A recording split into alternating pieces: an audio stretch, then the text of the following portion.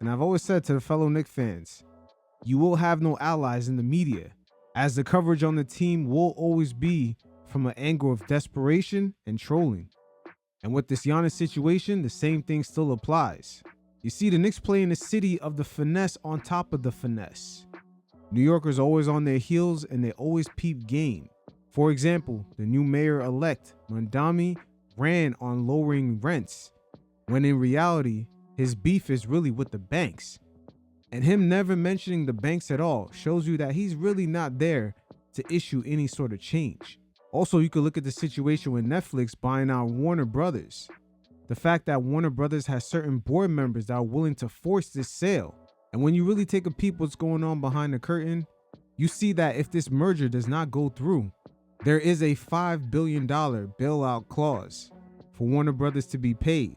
So again, the finesse on top of the finesse, because Warner Brothers understands that this whole merger could be looked at from an antitrust angle. But why the hell am I mentioning all these things? Because the same kind of finesse is going on here with Giannis and just this whole rumor mill of him wanting to go to New York.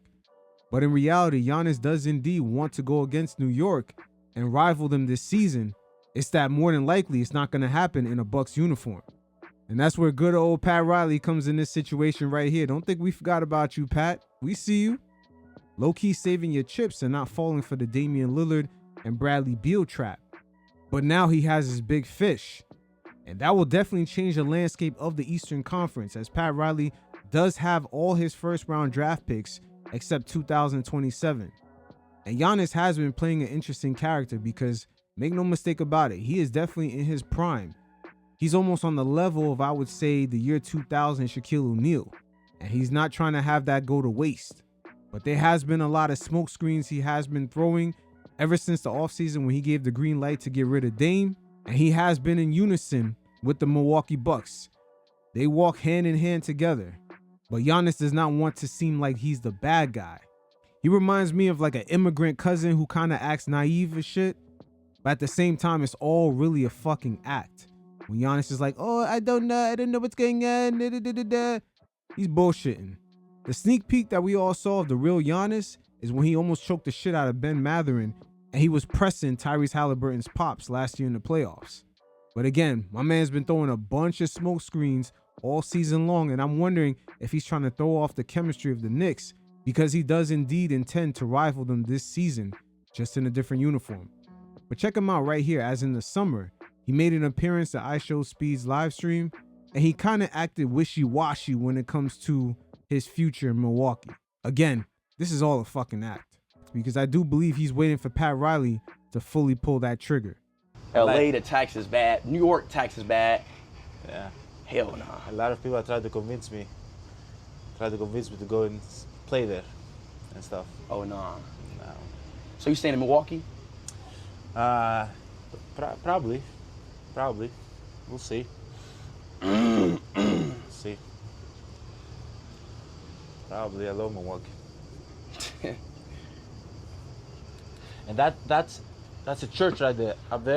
Now, if you notice at the end of that soundbite, he quickly changes the subject by pointing at that church right there.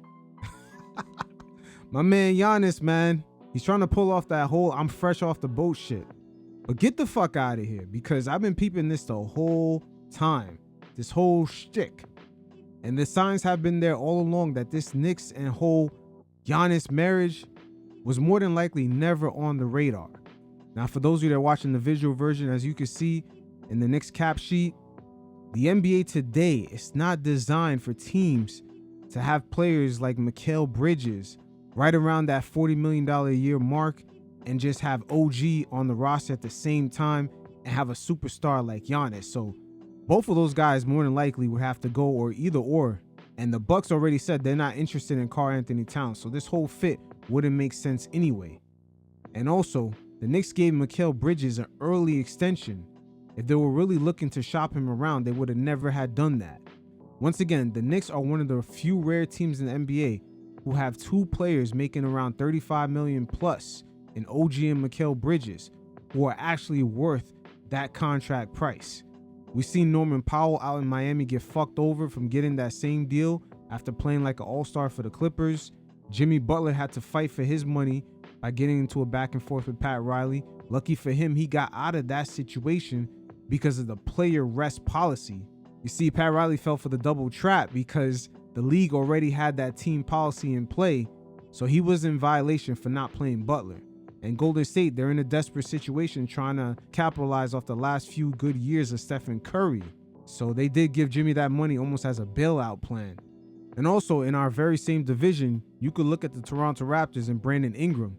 Rich Paul is on record saying that the market for Brandon Ingram to pay him $40 million plus a year was very limited. So teams are very cautious of who they give the Mikal Bridges type contracts, the OG Anunoby type contracts too. That's why I'm saying a lot of this is really a bunch of smoke screens, because more than likely Giannis does intend to rival the Knicks this season, just not in a Milwaukee Bucks uniform.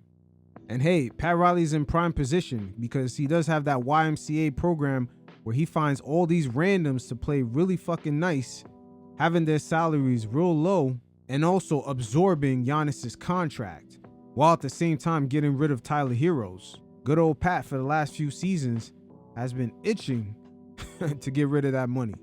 But at the end of the day, the NBA is at a very interesting point because there is a transition happening between two different eras of the league. The whole small ball era is beginning to end. Matter of fact, this season might be the very end of it. And the norm now in this current era as it shapes itself is to have a very deep team of players. That was the main Achilles heel for the Knicks in the playoffs going up against the Pacers last season. And now just to trade a few players to try to get Giannis doesn't really make a lot of sense.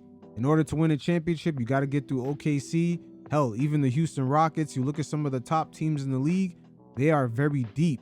But for Leon Rose, it's going to be interesting. He barely talks to the media, but yet they have all these rumor mills and all these kind of false, clickbaity, anonymous sources bullshit. And for Leon Rose, there is going to be a point of introspection for him when it comes to the whole Karl-Anthony Towns, Jalen Brunson pick and roll, I guess, idea that they had when they initially made the trade for Karl Towns. He's going to have to re-examine that fit, especially for the price point that Cat is at under these new CBA rules.